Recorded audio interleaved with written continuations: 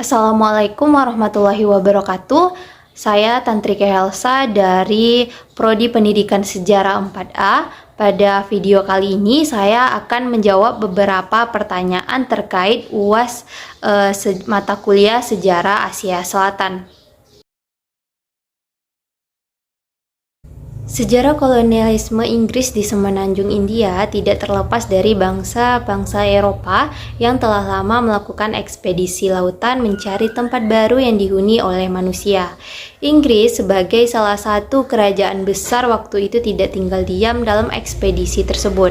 Salah satu daratan yang berhasil ditaklukkan oleh Inggris adalah semenanjung India. Pada awalnya, tepatnya pada tahun 1608 Masehi, orang-orang Inggris mulai berdatangan ke India dan mengajukan permohonan untuk bisa tinggal di India kepada para penguasa dinasti Mughal. Namun, kehadiran mereka ditolak mentah-mentah. Orang-orang Inggris baru bisa diterima masuk ke India pada tahun 1610 Masehi. Sejak saat itulah Inggris mulai mendirikan pabrik, loji, dan membentuk tentara dalam jumlah kecil sebagai penjaga loji.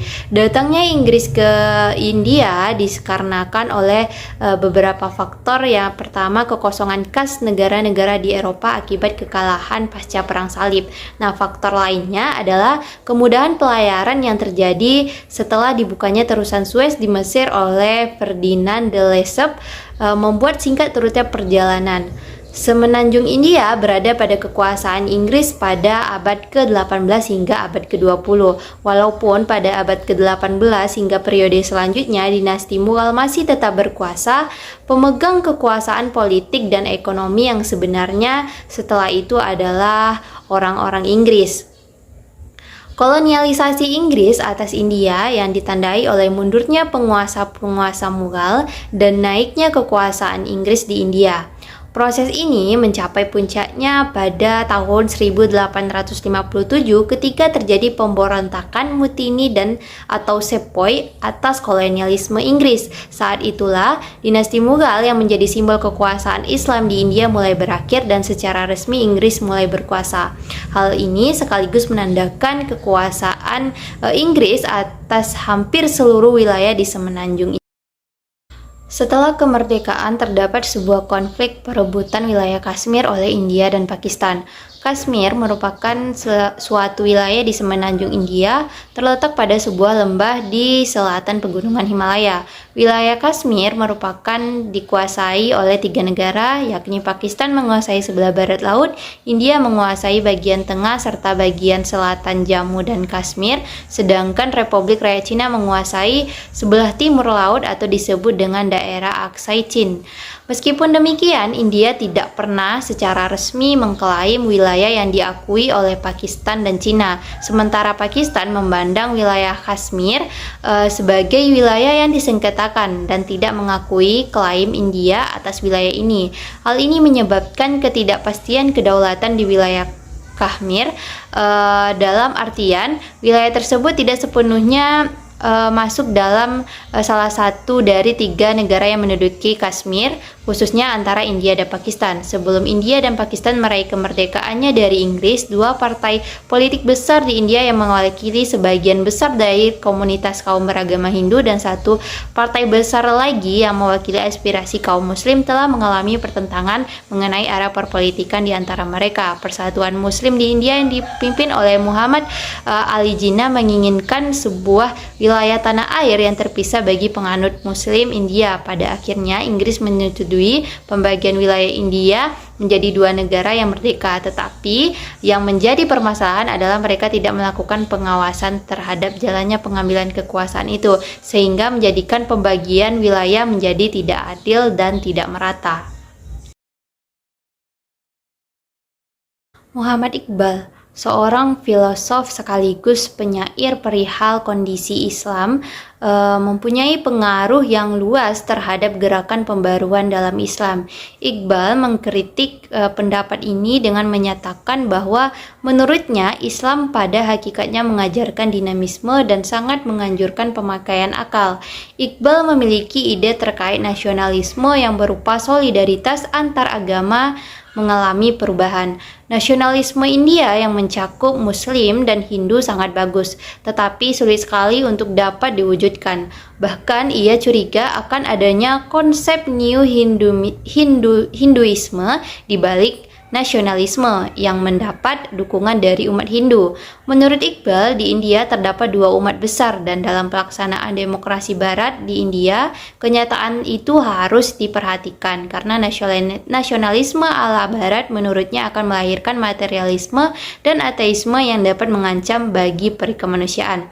Hal itu selain disebabkan penolakan Iqbal terhadap ide-ide barat juga dikarenakan adanya tuntutan umat Islam untuk membentuk sebuah pemerintahan sendiri, sehingga kemudian terbentuklah pemerintahan Pakistan yang secara resmi merdeka pada tahun 1947. Terkait dengan berdirinya Pakistan, Iqbal adalah seorang tokoh politik dan pembaharu yang memiliki peran besar, bahkan disebut sebagai Bapak Pakistan, karena sejak ia menjabat sebagai Presiden Liga Muslimin, ia banyak memaparkan tentang perlunya membentuk negara muslim. Bahkan dalam pidato kepresidenannya, ia menyatakan bahwa terbentuknya negara muslim itulah yang menjadi tujuan akhir umat Islam. Proses peristiwa terbentuknya negara Bangladesh diawali dengan Pakistan yang memiliki dua wilayah yang secara geografis berbeda.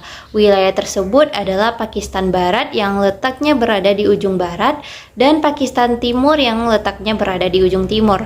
Kedua wilayah ini terpisah sejauh ribuan mil. Pakistan Timur yang sebelumnya disebut Benggala Timur dan selanjutnya menjadi Pakistan Timur. Secara umum terlihat bahwa Pakistan Barat lebih dominan secara politik dan mengeksploitasi wilayah timur secara ekonomi sehingga menimbulkan banyak keluhan. Tahun 1950-an terjadi ketegangan antara Pakistan Timur dan Pakistan Barat yang menguasai kelompok militer dan pegawai sipil.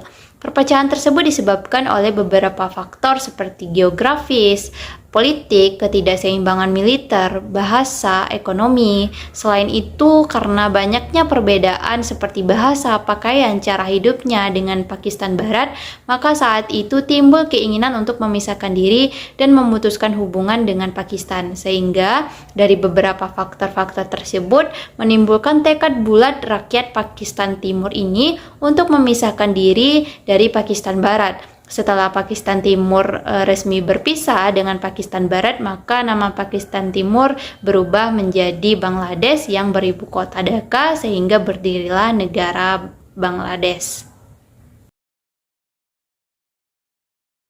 Kawasan Asia Selatan merupakan kawasan strategis yang berpotensi besar sebagai target pasar potensial Republik Indonesia di bidang ekonomi, perdagangan, investasi, dan pariwisata.